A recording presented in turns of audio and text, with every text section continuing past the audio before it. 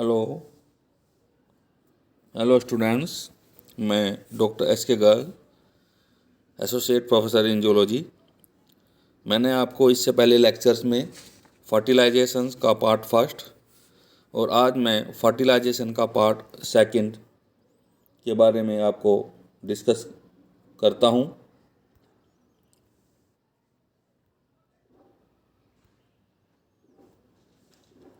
Fertilisation को, जैसे कि आपको पता है, फर्टिलाइजेशन को हिंदी में निषेचन कहते हैं। तो फर्टिलाइजेशन की परिभाषा मैंने इससे पहले लेक्चर में फर्स्ट पार्ट में आपको बताई थी। तो fertilisation is the penetration of a mature ovum by the spermatozoons and the fusion of the respective male and female pronuclei. अंडाणु का शुक्राणु से मिलन, उनका फ्यूजन, उनके रेस्पेक्टिव न्यूक्लियस का फ्यूजन फर्टिलाइजेशन कहलाता है। Penetration of a spermatozoon into the ovum, जब उसका पेनिट्रेशन होता है स्पर्मेटोजून का एग के अंदर, तो the egg start to development, उसका विकास शुरू हो जाता है। परंतु जब उनका न्यूक्लियस का फ्यूजन होता है, एम्फीमिक्सिन, दो न्यूक्लियस दो प्रोन्यूक्लियाई का फ्यूजन होता है, तब इससे क्या होता है, they restoring the diploid number of chromosomes as parental chromosomes. जैसे मैंने आपको इससे पहले लेक्चर में भी बताया था, ये एक्स क्रोमोजोम होता है, दूसरा एक्स क्रोमोजोम्स से for example this is male, this is female, this is the egg, this is the sperm, ये स्पर्म है। अब दोनों जब इनका न्यूक्लियस फ्यूजन होता है, then they restore the chromosome number as diploid as parent cell. जैसे माता पिता में दो गुणों के समुच्चय होते हैं, गुणसूत्रों के, उसी प्रकार से उसमें भी दो समुच्चय हो जाते हैं। द मेन आइडिया, जो सबसे पहले आइडिया फर्टिलाइजेशन का दिया था, that was given by the Leeuwenhoek. Leeuwenhoek एक साइंटिस्ट थे, उन्होंने माइक्रोस्कोप की भी हेल्प की, बनाया था। तो 1683 में उन्होंने फर्टिलाइजेशन के बारे में बताया। सबसे पहले उन्होंने ही बताया, ये डायग्रामेटिकली रिप्रेजेंटेशन तो फर्टिलाइजेशन के बारे में है। से for example this is the egg, ये एग है, ये स्पर्म है, और ये स्पर्म जो है इसके अंदर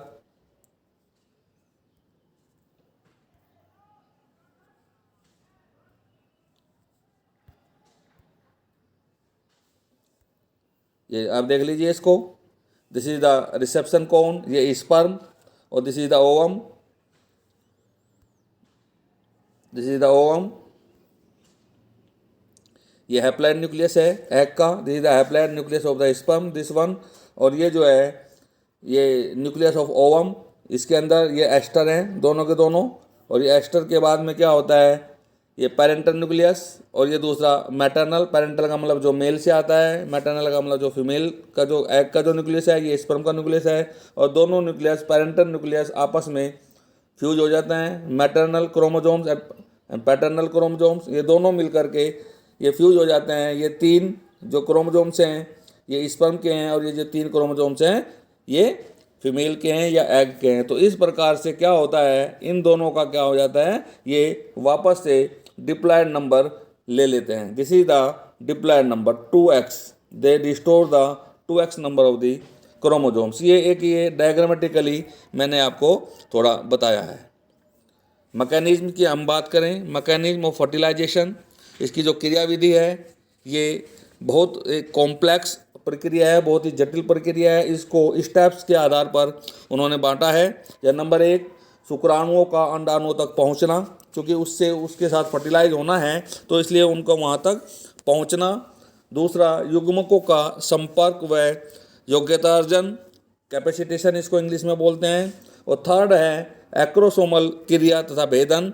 और चौथा है अंडाणु का सक्रियण। और पांचवा है उभय मिश्रण, एम्फीमिक्सिस, केंद्रक का आपस में जुड़ना। तो इस लेक्चर में मैं आपको 3 पॉइंट ही बताऊंगा, क्योंकि अदरवाइज तो बहुत ये लंबा हो जाएगा। तो इसलिए इस फर्टिलाइजेशन सेकंड में मैं आपको 3 स्टेप्स 1, 2 एंड 3, एक्रोसोमल क्रिया तथा भेदन, ये मैं यहाँ तक बताऊंगा। अंडाणु का सक्रियण एंड उभय मिश्रण, इससे फर्टिलाइजेशन थर्ड में मैं आपको डिस्कस करूंगा। तो नंबर 1, शुक्राणुओं का अंडाणु तक पहुंचना। इंग्लिश में बोलते हैं इसको approximation of sperm and ovum. जैसे मान लिया ये एग है, तो ये मान लिया से फॉर एग्जांपल ये स्पर्म है, तो इस स्पर्म का यहाँ तक पहुँचना इट इज़ वेरी इंपॉर्टेंट। तो ये कैसे होता है, तो अंडाणु आकार में बड़े तथा अगतिशील मूवमेंट उनके अंदर नहीं होता है, जबकि शुक्राणु आकार में छोटे होते हैं और वो गति करते हैं, एक स्थान से दूसरे स्थान पर जा सकते हैं। तो शुक्राणु बाह्य तथा आंतरिक निषेचन के दौरान तरल माध्यम में पूंछ की सहायता से गति करते हुए अंडाणुओं तक पहुंचते हैं। चाहे फर्टिलाइजेशन इंटरनल हो, चाहे फर्टिलाइजेशन बॉडी के बाहर हो, एक्सटर्नल हो, उन दोनों स्थितियों में जो उसका मीडियम होता है उसमें शुक्राणु तैरते हुए अंडाणु तक पहुंच जाते हैं। शुक्राणु में ऊर्जा का संग्रहण न्यून होने के कारण ह्यूमन बीइंग के अंदर 24 घंटे तक स्पर्म जीवित रहता है, जबकि स्वच्छ जल में निषेचन में इनका जीवन काल और भी कम होता है। जो स्वच्छ जल में स्पर्म को रिलीज करते हैं उनका जीवन काल 24 घंटे से भी कम होता है। तो इतने कम समय में निषेचन की संभावना बढ़ाने हेतु अधिक शुक्राणुओं को विसर्जित किया जाता है, कि मतलब स्पर्म तो एक ही चाहिए, क्योंकि उनकी पॉसिबिलिटी तभी बढ़ेगी।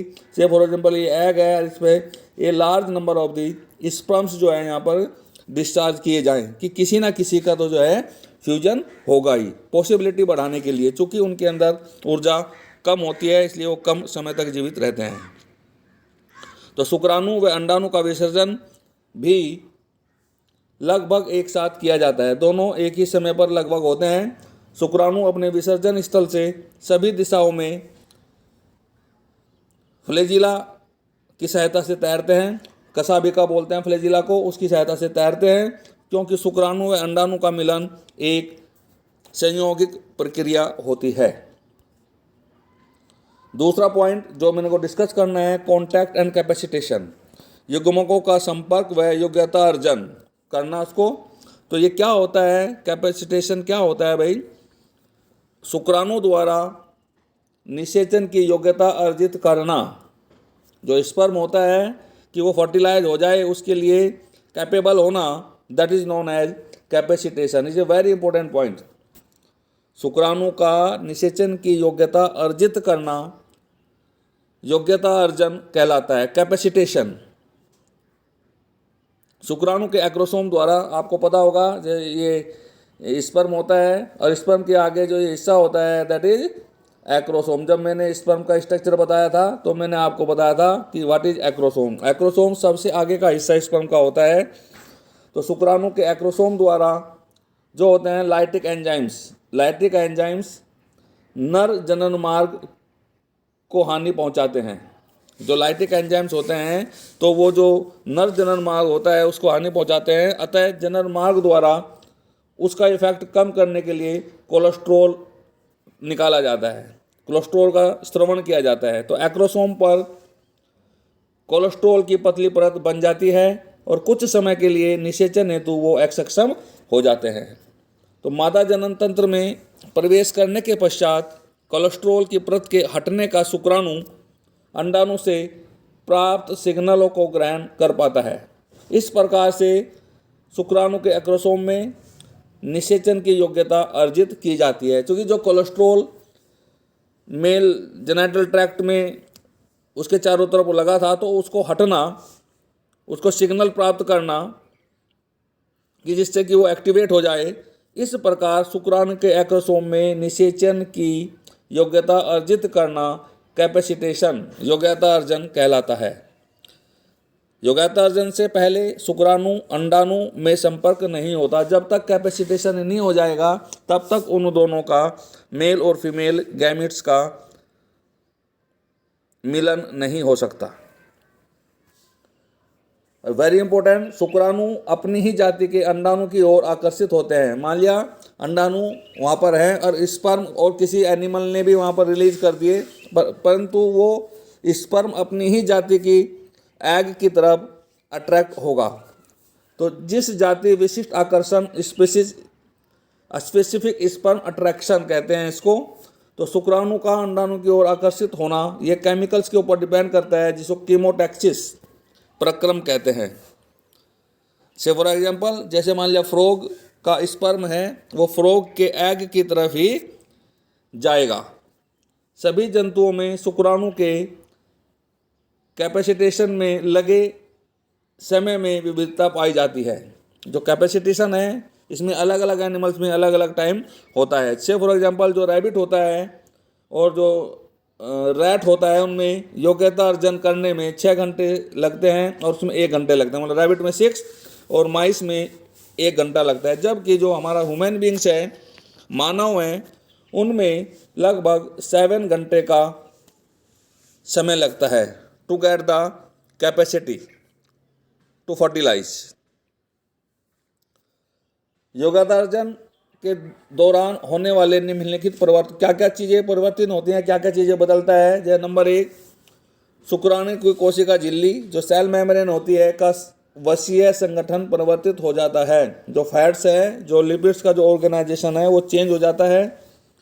दूसरे, शुक्राणु पर कोलेस्ट्रॉल की सांद्रता घट जाती है, क्योंकि जब तक कोलेस्ट्रॉल उसके ऊपर रहेगा तब तक कैपेसिटेशन नहीं हो सकता। ये कोलेस्ट्रॉल मैंने अभी आपको इससे पहले बताया था कहाँ होता है, मेल जेनाइटल ट्रैक्ट में लगता है। चूँकि एक्रोसोम पर लाइसिस के एंजाइम्स लगे रहते हैं जो उसको हार्म पहुंचाते हैं, तो उसको हार्म ना पहुंचे इसलिए कोलेस्ट्रॉल एंजाइम का कोलेस्ट्रॉल निकलता है केमिकल, और वो उनके ऊपर एक लेपित हो जाता है। थर्ड पॉइंट, मादा के जनन तंत्र में उपस्थित एल्बुमिन, जो मादा का जो जनन तंत्र है उसमें जो एल्बुमिन है और वह लिपिड है, ट्रांसफर प्रोटीन 1 के प्रभाव से शुक्राणु पर से कोलेस्ट्रॉल हट जाता है। क्योंकि जब तक यदि कोलेस्ट्रॉल नहीं हटेगा तब तक फर्टिलाइजेशन नहीं हो सकता। मादा जनन तंत्र के विभिन्न भागों द्वारा विभिन्न प्रकार के फैक्टर्स का श्रवण किया जाता है जो शुक्राणु की मोटेलिटी व योग्यतार्जन को प्रभावित करते हैं। It's a very important point, वापस सुन लीजिए एक बार। मादा जनन तंत्र के विभिन्न भागों द्वारा विभिन्न प्रकार के कारकों का श्रवण किया जाता है जो शुक्राणु की गतिशीलता, मोटेलिटी जिसको इंग्लिश में कहते हैं, व योग्यतार्जन को प्रभावित करते हैं। शुक्राणु व अंडाणु के बीच जाति विशिष्ट आकर्षण, ये मैंने अभी बताया था, ये होता है। It's a very important point.